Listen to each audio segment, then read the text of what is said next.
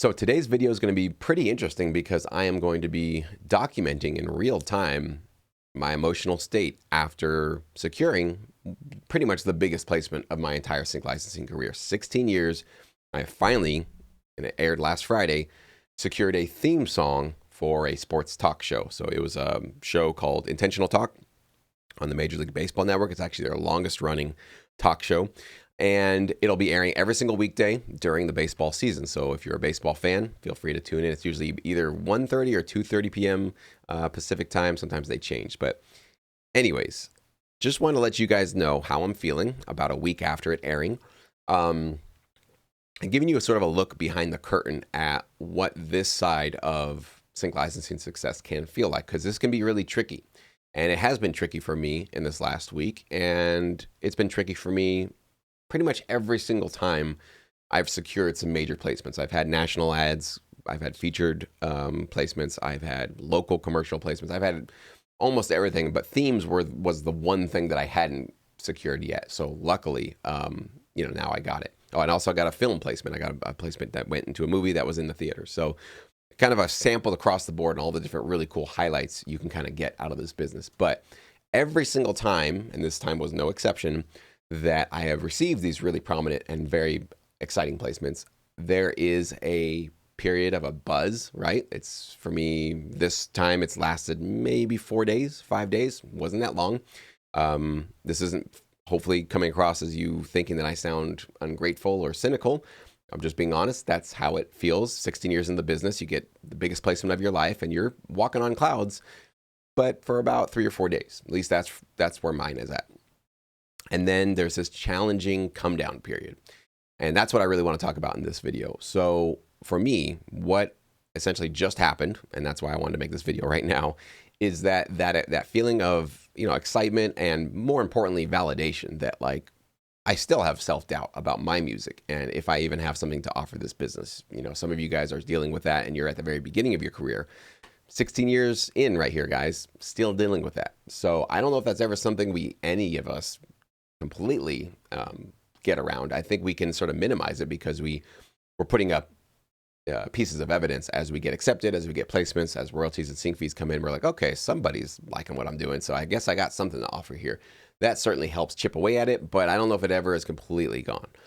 And so the last couple of days, as that excitement and that validation that I had from the placement and getting to watch it, all that good stuff, has been really exciting. The come down period has set in. And so it takes a couple of days for me, but now I'm kind of feeling like that buzz and that excitement has worn off. And now I'm kind of back down to my cruising altitude where it's like, sort of day to day, grind it out, get work done, just get back to normal life, back to my normal place where my head usually is at, right? And I remember in previous opportunities where that come down and that crash would be extremely challenging, actually, because I'm sure you guys our experiences and our motivations for wanting to get into sync licensing are fairly close. Obviously, we see a path for significant income, if not maybe just part-time income, but at least some income with our music, whereas other parts of the industry feel much more nebulous and hard to figure out how do you monetize any of this stuff, how do you stand out. But sync licensing, at least for me, and I think for a lot of you guys, you see an actual clear path in front of you. You're like, I can turn this into income, and I think I know how to do that. So that's obviously one thing that gets us all excited about sync. The other thing is, of course, exposure, knowing that hundreds of thousands, maybe even millions of people are exposed to your music and listening to what you've done. And, there's definitely this feeling of like, if you're on TV, you're somebody, right? We're still, even though TV has lost its relevance quite a bit since its inception, that's still a part of our world right now. We are status syncing animals and creatures, and knowing that your music is on TV does give you a sense of status. For, better for worse, it definitely has that, okay? So when you get these major placements, you get that status, you get that excitement, and usually you'll get some income with it as well. But that all is like smoke in front of you. And as these opportunities, start to go away and the time goes by, I found myself, even this time, still doing it. I try to reach out and grab a little piece of that smoke. I want to keep it. I don't want that to go away. I love these feelings. I love the way that it feels. That's so great. I'm so great. This is so amazing. I'm so excited. Let's just keep this going. You kind of want it to just keep going on forever because it's so addicting. And then the more you grab for it, the more you realize it's smoke and there's nothing there. And then this is the challenging part. There can be this feeling of emptiness immediately afterwards because you feel this crash. You feel this kind of like, I thought all my problems would be solved. I thought I had made it. I thought whatever, like I would just be living on easy street from now on.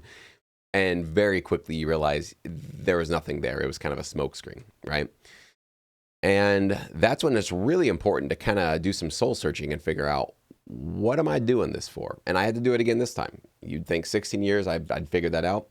Still had to go back to that very fundamental question. And it's okay to have to go back to that fundamental question. So, as I've told you guys many times on this channel, I don't know if I've said it lately, that's why I want to really, emphasize it with this video, but my why for why I still get up and keep doing this, even after, the kind of crash sets in and I'm sort of back down to my normal state of mind, is music is my sort of oxygen, right? Creating music, being creative is something that helps me just feel alive. It's a way for me to express myself. It's a way for me to feel empowered. It's a way for me to feel accomplished. It's a way for me to feel like I'm exploring still, after all these years still making music, but still feeling like I'm always exploring and discovering new places, new landscapes, musically. So with or without a paycheck involved with any of this, with or without any exposure, with or without anybody knowing anything about what I'm doing, I would still be having a music as a sort of companion to my life, right? No matter what. And so that's what I had to try to, tap back into after this major placement is, all right, placement's great. It's on the air. It's awesome. Mentally, I got to forget about it. I got to kind of just pretend like I didn't get that and definitely not be resting on my laurels and not be resting on this accomplishment and thinking I'm good. I almost have to put it out of my mind as if I didn't get that. And I got to figure out, why am I going into work today? Why am I going to go make some more music? What is this for? Like, what am I really trying to do here? And I'll tell just a little behind the scenes for me. For this particular opportunity, it was a lot of work. We're going to share a lot of those details at our Sync Up event with the library CEO who made it possible.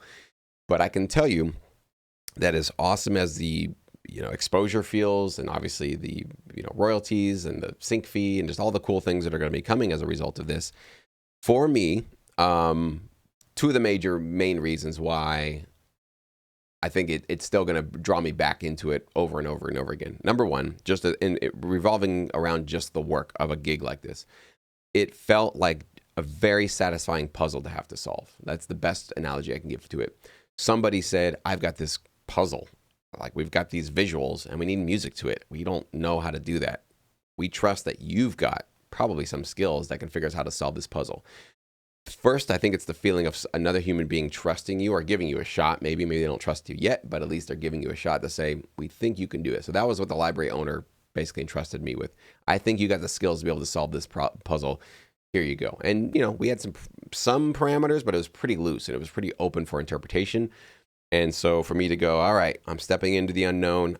I want to try to figure out how to put this puzzle together, and then just getting lost in the creative process, figuring out how to do that. That is so fun for me, so fulfilling. And then, of course, knowing that it got solved, like we solved their puzzle for them and they gave us the thumbs up and put it on the air. Nothing better than that. And it's literally like, if you guys are into crossword puzzles or jigsaw puzzles or any kind of puzzles, the minute you work on a really hard one and put that last piece in or finish that last word, it feels great. And this is probably that feeling times a million, right? But that's really what it is. And I don't know if that's just about, the work or the creativity of it or whatever, or like I said, maybe just a feeling of like validation of like, I'm proving to myself and to others that I do have value to give this business. So that's certainly going to keep drawing me back into this industry, consistently making new music. But the other thing is, as a part of this gig, I was constantly coming back into the office for very short turnaround revision requests, okay? And some of those days, my 3-year-old, we didn't have a sitter. We didn't have somebody to look after her. And it was like, all right, get in the car. It's taking your daughter to work day. So many days I'd be sitting here working and she'd be sitting right there, having her snack, either watching her show or whatever I had her set up doing and trying to keep her occupied so I could just work on it. And what was really it just warms up my heart the most out of all of this is, all of these times that we came in here and was listening to the music and obviously hearing the track that eventually got accepted, she would sing along to it because there's like these heys and hoes and kind of vocal shouts in it, and she would hear them and she would mimic them. 3-year-olds mimic everything. So it was kind of funny, and we had this little inside joke about singing this song, throughout the sort of 2 months we were doing this gig. And the other day when it aired, and we were watching it together, actually, I said, "Oh, can you hear that song? What's that song?" And she's like, and of course, she just associates that song with my office, and she's like, "Office." I was like, so she knew right off the bat. She recognized it. She heard it. She has no concept of cable MLBN or how big of a deal that is for me, but the fact that we kind of shared a little bit of this gig together, and we shared that music together, and any time we ever put on that song, she's now a part of this story as well. That to me was like, I want to do that more often. I'm just, speaking for experience as a father. Like, that was just such a cool, probably even more rewarding than anything else that's ever going to come out of this gig. It's just to kind of share these moments with, the people that I love. So really exciting, and really just fulfilling for all that. But the point of this video is really you, and preparing you for these moments, and to have you think about, what is it that you think you're going to do this for when you got a big gig and then that buzz wears off, or you're waiting still for your big gig. A lot of you guys are probably in that situation where you're still waiting for an acceptance, for a placement, for, your theme opportunity.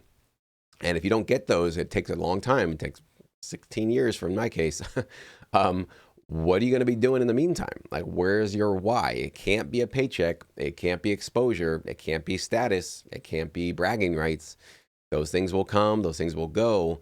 But there has to be some sort of baseline steady attractor in your journey that keeps you showing up. So just wanted to kind of, warn you a little bit that this is something that might be in your future. And I hope you guys put some serious thought into it. And maybe if you do get into that situation, you remember this video, and it just, it could be a great, healthy reminder for you to dig deeper into what you're doing this for. And there's no right or wrong answer. It's just whatever makes sense for you and what's going to get your butt in the seat every single day. Because as excited as I was for that opportunity, I'm now just as excited, if not more so, with the new music that I'm composing right now and coming up with. And that to me gives me so much hope for the future, that no matter what ups and downs I got, music is still always there. I can still always come into this thing, this puzzle, puzzle solving endeavor that I love, and get lost in the creative process. So just wanted to share with you guys how it feels, what's going on in my world and in my brain. Hopefully this is useful for you all.